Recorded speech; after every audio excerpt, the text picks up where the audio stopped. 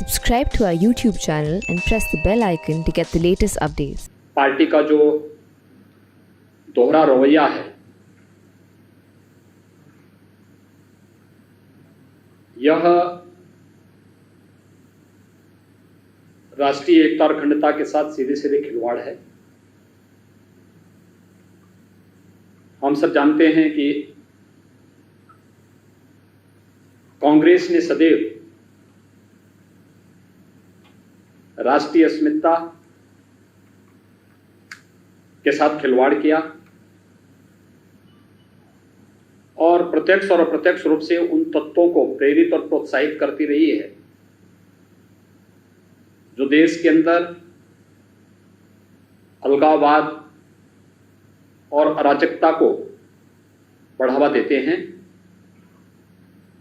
जम्मू कश्मीर के अंदर एक बार फिर से कांग्रेस का ये दोहरा चेहरा देश की जनता के सामने आया है। यद्यपि कांग्रेस पार्टी ही इस बात के लिए जिम्मेदार है जिसने एक भारत श्रेष्ठ भारत की परिकल्पना को कभी साकार नहीं होने दिया। जम्मू कश्मीर में धारा 370 को लागू करके, छल से लागू करके जम्मू कश्मीर में न केवल अलगाववाद को बढ़ावा दिया बल्कि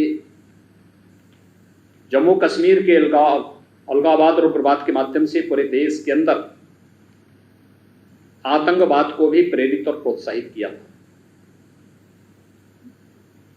देश आभारी है प्रधानमंत्री मोदी जी के और गृह मंत्री अमित शाह जी का, जिन्होंने 5 अगस्त 2019 को कश्मीर से धारा 370 को सदैव समाप्त करते हुए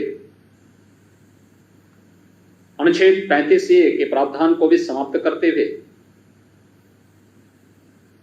एक भारत श्रेष्ठ भारत की परिकल्पना को साकार किया। कश्मीर में धारा 370 जो न केवल देश के अंदर अलगाववाद और आतंकवाद का कारण थी, अभी तो जम्मू कश्मीर के विकास में भी बाधक थी। उस धारा 370 को हटाने के उपरांत जम्मू कश्मीर के कुछ नेताओं ने जो एक समझौता, आपसी समझौता किया था, एक गुपकार कन्वेंशन कहलाता है, और इस पर हस्ताक्षर करने वाले जो लोग हैं उनमें वहां के क्षेत्रीय दलों के साथ ही कांग्रेस पार्टी के भी नेता हैं। हम सब जानते हैं कि पूर्व गृह मंत्री और पूर्व वित्त मंत्री पी चिदंबरम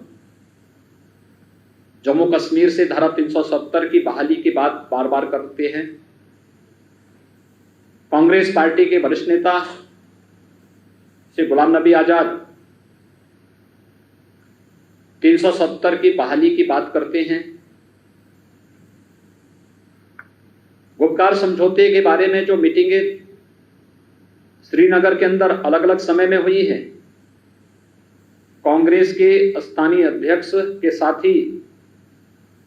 अन्य नेताओं की उपस्थिति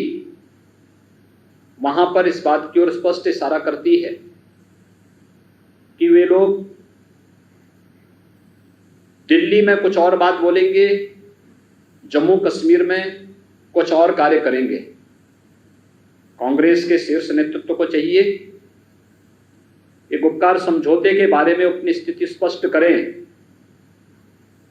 अन्यथा उसका यह दोहरा चरित्र न केवल देश की सुरक्षा और संप्रभुता के लिए खतरनाक संकेत कर रहा है, भी तो पूरी कांग्रेस पार्टी को ही कटघरे में खड़ा कर रहा है। देश कांग्रेस पार्टी से इसका जवाब मांगती है, इसका शीर्ष नेतृत्व अपनी स्थिति स्पष्ट करे। कि धारा 370 के बारे में कांग्रेस की क्या राय है, जम्मू कश्मीर के विकास के बारे में जो कार्य अब प्रारंभ हुआ है। यही नेता आपस में एक दूसरे पर पहले आरोप लगाते थे और पहले लगातार इस बारे में कहते थे कि जम्मू कश्मीर के लिए आने वाला पैसा वहां के राजनेता नकार जाते हैं, इनके बच्चे अपने आप विदेश में पढ़ते थे, लेकिन वहां के विकास के लिए जाने वाले पैसे को ये लोग अपने फिजूल खर्ची में और अन्य कार्यों में खर्च कर देते थे। पहली बार हुआ है धारा 370 को हटाने के बाद, जब जिला परिषद के माध्यम से, ग्राम पंचायतों के माध्यम से, इनके चुनाव और इनके गठन के माध्यम से विकास की प्रक्रिया को, इन सबको जोड़ने का प्रयास हो रहा है। और ये गुपकार समझौता इसी बौखलाहट का परिणाम है, क्योंकि अगर विकास हो जाएगा तो लोगों को अपने अधिकारों की जानकारी भी होगी, लोग अपने अधिकारों के प्रति जागरूक होंगे, विकास के प्रति आवाज उठाएंगे। इसलिए स्थानीय स्तर पर लोग विकास से न जुड़ सकें, इसके लिए आपस में एक नापाक गठबंधन जम्मू कश्मीर के अंदर बना करके गुपकार समझौते के माध्यम से उन अलगाववादी तत्वों को प्रेरित और प्रोत्साहित करने के साथ ही जिस प्रकार के खतरनाक बयान श्री फारूक अब्दुल्ला के आए हैं, मुफ्ती महबूबा के आए हैं और अलगाववादी नेताओं के आए हैं, उन सभी गुपकार समझौते पर हस्ताक्षर करने वाले दलों और नेताओं के बयान के साथ कांग्रेस पार्टी का जुड़ना अत्यंत खतरनाक संकेत है। और खासतौर पर तब जब हमारी सेना सीमा पर लड़ रही हो, जब हमारे बहादुर जवान, देश के बहादुर जवान जम्मू कश्मीर के अंदर आतंकवाद की लड़ाई को पूरी मजबूती से लड़ रहे, आतंकवाद की सफाई की लड़ाई को पूरी मजबूती से लड़ रहे हों, उन स्थितियों में भारत के आंतरिक मामले में भारत के दुश्मन देशों से मदद लेने की बात करना, ये क्या साबित करता है? और कांग्रेस पार्टी को इसके लिए अपनी स्थिति स्पष्ट करनी होगी कि गुपकार समझौता के साथ उनके नेताओं का जुड़ाव किस स्तर का है, उनके साथ मिलकर के स्थानीय स्तर पर जो गठजोड़ किए जा रहे हैं या आखिर किस प्रकृति का है। और कांग्रेस नेतृत्व को इस बात को भी स्पष्ट करना होगा कि गुपकार समझौते की आड़ में राष्ट्र की सुरक्षा और संप्रभुता के साथ किए जा रहे इस खिलवाड़ को आखिर कांग्रेस का नेतृत्व कैसे बर्दाश्त कर रहा है। पूरे कांग्रेस नेतृत्व को एक कटघरे में खड़ा करता है। जम्मू कश्मीर के विकास को अवरुद्ध करने वाला, जम्मू कश्मीर के अंदर स्थानीय स्तर पर विकास की प्रक्रिया को आगे बढ़ाने के लिए जो प्रयास प्रारंभ हुए हैं, उन प्रयासों में आखिर कांग्रेस क्यों बाधक बनना चाहती है? एक भारत श्रेष्ठ भारत की परिकल्पना को साकार होने के बाद आखिर उसमें बाधक बनकर के कांग्रेस पार्टी क्या साबित करना चाहती है? यह देश, यह प्रश्न कांग्रेस नेतृत्व से करना चाहता है और हम लोग इस बारे में कांग्रेस नेतृत्व से पूछना चाहते हैं कि आखिर गुपकार समझौता की आड़ में इस देश की संप्रभुता और सुरक्षा के साथ खिलवाड़ करने की शरारतपूर्ण चेष्टा को कांग्रेस पार्टी का समर्थन किन कारणों से मिल रहा है? चीन और पाकिस्तान जैसे देशों को कश्मीर में धारा 370 की बहाली के लिए आमंत्रित करने की मंशा क्या है और इन बयानों से कांग्रेस का वास्ता किस हद तक है? स्थिति कांग्रेस पार्टी को पूरे देश के अंदर स्पष्ट करनी चाहिए, क्योंकि यह अत्यंत दुर्भाग्यपूर्ण स्थिति है कि देश के अंदर सर्वाधिक समय तक राज करने वाली पार्टी भारत के संविधान की शपथ खा करके देश के अंदर सर्वाधिक समय तक शासन करने वाली पार्टी आज स्थानीय स्तर पर राजनीतिक स्वार्थों के लिए राष्ट्र की संप्रभुता के साथ खिलवाड़ कर रही है, राष्ट्र की सुरक्षा के साथ खिलवाड़ कर रही है और देश के दुश्मनों के दुस्साहस को बढ़ाने का जो दुस्साहसिक प्रयास कर रही है, इसे किसी भी स्थिति में स्वीकार देश नहीं कर सकता है। और इसीलिए गुपकार समझौता यह भारत की संप्रभुता के साथ सीधे सीधे खिलवाड़ करने की एक शरारतपूर्ण चेष्टा है। जम्मू कश्मीर के लोगों के विकास को अवरुद्ध करने वाला एक कुत्सित प्रयास है। लोगों को, जम्मू कश्मीर के लोगों को जो आजादी के बाद से कांग्रेस पार्टी के कारण जनता को विकास से न जुड़ने देने की जो एक कुत्सित मंशा वहां पर रही है, उस मंशा पर जब पानी फिरते हुए वे लोग देख रहे हैं और उनके लूट खसोट के सभी जरिए जब बंद हो रहे हैं,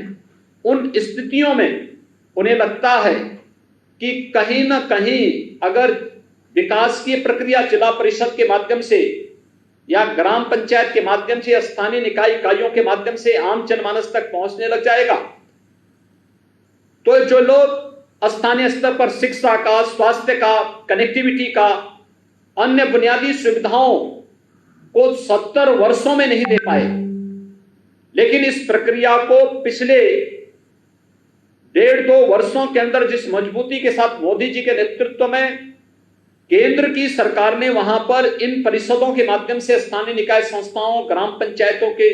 माध्यम से, जिला परिषद के नए चुनाव के माध्यम से देने का प्रयास किया, करने का प्रयास कर रही है, तो ये सभी विरोध कि कहीं विकास की प्रक्रिया के साथ ये लोग न जुड़ जाएं, इस दृष्टि से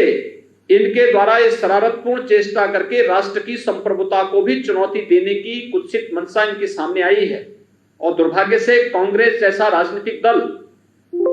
जो दिल्ली में अपने को राष्ट्रीय दल का स्टेटस मानता है, बोलता है, लेकिन स्थानीय स्तर पर वह अलगाववादियों के साथ और भारत विरोधी तत्वों के साथ मिलकर के भारत की सुरक्षा और भारत की संप्रभुता के साथ पूरी बेशर्मी के साथ वहां पर खड़ा होता हुआ दिखाई दे रहा है। ये बहुत खतरनाक इशारा करता है देश की जनता को। कांग्रेस के इस दोहरे चरित्र को देखना चाहिए। कांग्रेस नेतृत्व के इस रवैये की निंदा भी करनी चाहिए और कांग्रेस नेतृत्व से स्पष्ट पूछा जाना चाहिए कि वो जम्मू कश्मीर के बारे में अपनी नीति को स्पष्ट करें। कोई अधिकार नहीं कांग्रेस के नेतृत्व को कि वो भारत की संप्रभुता, भारत की एकता और अखंडता के साथ खिलवाड़ करें। कोई अधिकार नहीं उन्हें कि वो जम्मू कश्मीर के लोगों को बुनियादी सुविधाओं से और विकास से वंचित करें। आज जब केंद्र की सरकार इस कार्य को स्थानीय निकाय संस्थाओं के माध्यम से लागू करने का प्रयास कर रही है, तो कांग्रेस का हाथ उन अलगाववादियों के साथ वहां पर दिखाई दे रहा है। यह अत्यंत खतरनाक और शर्मनाक है। हम कांग्रेस नेतृत्व से इस मामले में स्थिति स्पष्ट करने की मांग करते हैं और उनसे कहते हैं कि कांग्रेस का यह दोहरा चरित्र यह देश कतई स्वीकार नहीं कर सकता है। उन्हें स्थिति स्पष्ट करनी चाहिए और उनके नेताओं के द्वारा स्थानीय स्तर पर जो बयानबाजी की गई है और जिस प्रकार से समझौते के साथ जुड़ करके एक बार कश्मीर को फिर से उग्रवाद की आग में झोंकने, आतंकवाद की आग में झोंकने का जो कुत्सित प्रयास किया जा रहा है, इसके लिए उन्हें देश की जनता से माफी मांगनी चाहिए।